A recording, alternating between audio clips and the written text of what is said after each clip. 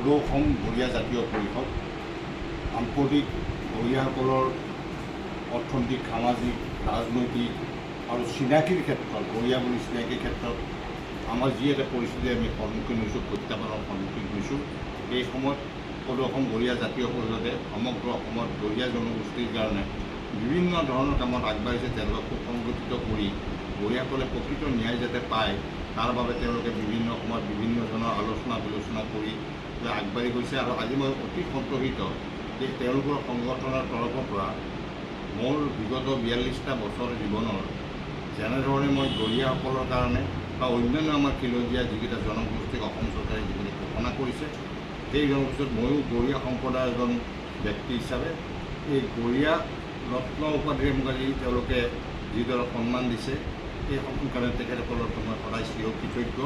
মই আশা কৰি যে তেখেতসকলে যিটো পদ্ধতিৰে যিটো ধৰণে আগবাঢ়ি গৈ শেহতীয়াভাৱে তেওঁলোকে গৰীয়াসকলৰ যিটো পিয়ৰ কৰিবলৈ বিভিন্ন পন্থা অৱলম্বন কৰিছে, বিভিন্ন দিশেৰে আগবাঢ়ি গৈছে, তাৰ লগে লগে তেখেতসকলে OBC ক্ষেত্ৰত, OBC ঘোষণা কৰাৰ ক্ষেত্ৰতো OBC যিটো ডিপাৰ্টমেণ্ট আছে, কাউন্সিল আছে, তেখেতসকলেও স্মাৰক পত্ৰ দিছে। আৰু তাৰ ভিত্তিতেই তেখেতসকলক আজি আলোচনা কৰিবলৈ মাতি আনিলে আৰু এইটো বিষয়ে সুন্দৰভাৱে আলোচনা হ'ল, তাত ভাল পৰিৱেশত আলোচনা হ'ল। আৰু গতিকে এইটো সময়ত তেখেতসকলে সমগ্ৰ অসমতে গৰীয়া জনগোষ্ঠীক চিনাকি কৰি উলিয়াই অনাৰ ক্ষেত্ৰত তেওঁলোকে এটা নিজস্বভাৱে চেঞ্চাছ তেওঁলোকে আৰম্ভ কৰিব। আৰু এই চেঞ্চাছত যাতে কোনো অগৰীয়া মানুহ অকৰ্তৃত্বশীলভাৱে কোনো যদি বেলেগ ধৰ্ম, বেলেগ ভাষাৱলী মানুহ যাতে ইয়াত সদস্য কোনো মানে আমাৰ অন্তৰ্ভুক্ত নহয়, তাৰ বাবে তেখেতসকলে দৃষ্টি ৰাখিব লাগিব।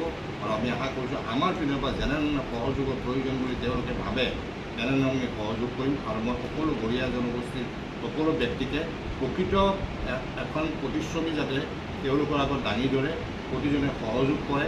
আগন্তুক দিনত যাতে এই কৰ্মৰ জৰিয়তে আমাৰ গৰীয়া জাতি উপকৃত হ'ব পাৰে, আমাৰ প্ৰকৃত সংখ্যা ওলাব পাৰে।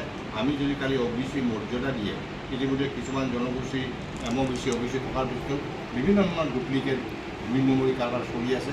আমাৰ যাতে গৰীয়াসকল, আমি এটা বৃহৎ জনগোষ্ঠী, এই গৰীয়াসকলৰ যাতে এনেধৰণৰ কোনো কাৰ্যকলাপ কোনো কৰিব নোৱাৰে, তাৰ বাবে চোকা দৃষ্টি ৰাখিবলৈ সমূহ ৰাইজক মই আহ্বান জনাইছোঁ।